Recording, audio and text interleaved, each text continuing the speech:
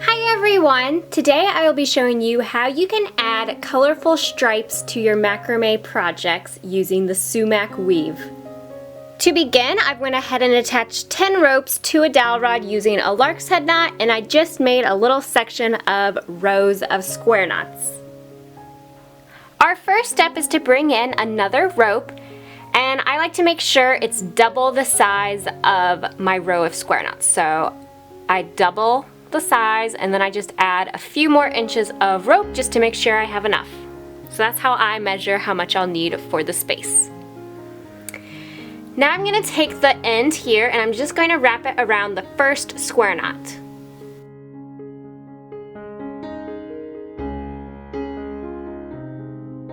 Just like that.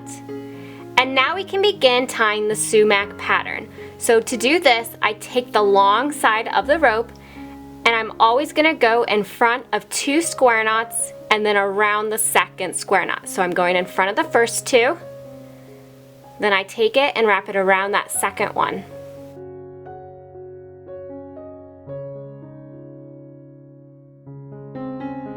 Gently pull it tight. I go in front of 2, so the same one we just wrapped around, in the next one, and I wrap it around that second one.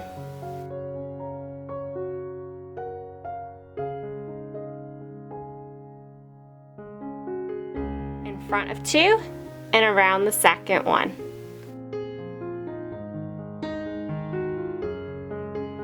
In front of 2 and around the second one. And then I have finished my first row. We're going to tuck the ends in the back of our project to keep them hidden, which I will show you how to do at the end of the video. Now we will make our second row. What I like to do is skip the second row here, that's kind of the alternating pattern, and go to the next full row across. So once again, I just take my end, send it around the first square knot, and then I can continue my pattern. So again, it goes in front of 2 square knots and around that second one. And I'm just repeating this all the way across.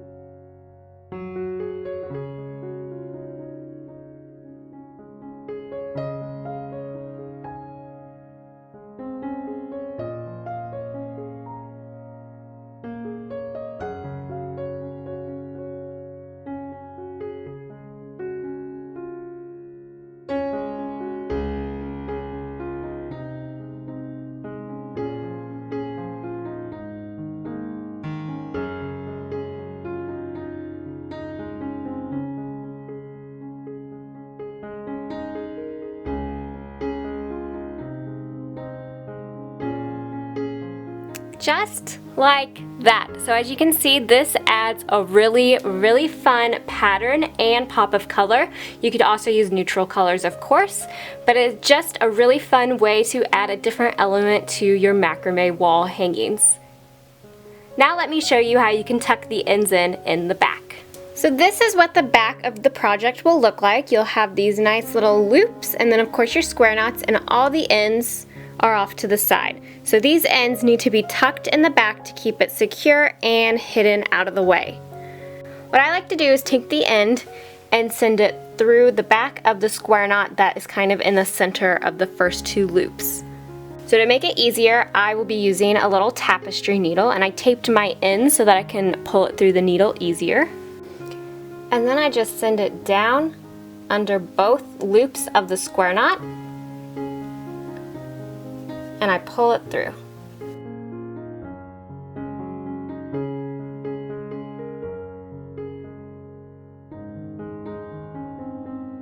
Make sure you don't don't pull it too tight, because if you do, you'll warp the edge here. So you want it to have a nice even tension so that it doesn't warp it at all.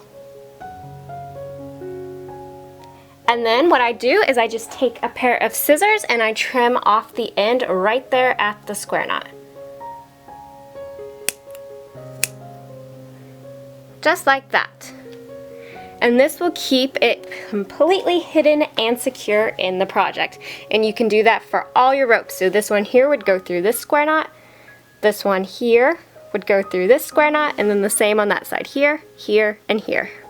And that is all there is to it. So I hope you guys found this video helpful and inspiring, and if you use this method in your projects, please tag me on Instagram at Grey Wonders. Thanks for watching.